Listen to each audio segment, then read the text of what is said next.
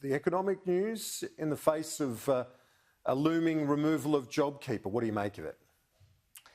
Well, it's very interesting because on the surface it looks like a good result, right? Because you've got 3.3% of economic growth, snap back in a sense. What Scott Morrison said initially, then he was criticised for, it's occurred because you've had 2 quarters of that 3% growth after a 7% fall. But bear in mind, that means our economy is still smaller than it was before the start of the pandemic. And normally we get about 3% growth a year.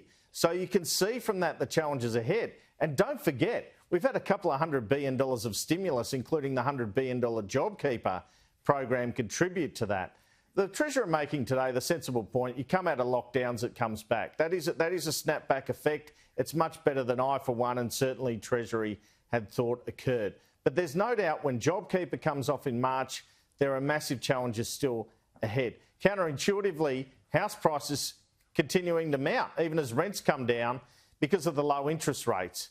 So it's a complicated picture from the government, but with immigration not returning to its former levels, you really can see the challenge ahead. Let's have a look at the country map, if we can, to see which states grew the most last quarter.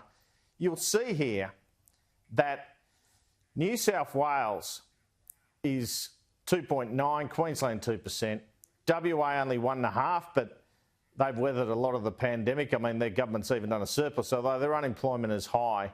Victoria, you can see the bounce back after a lockdown, 6.8%.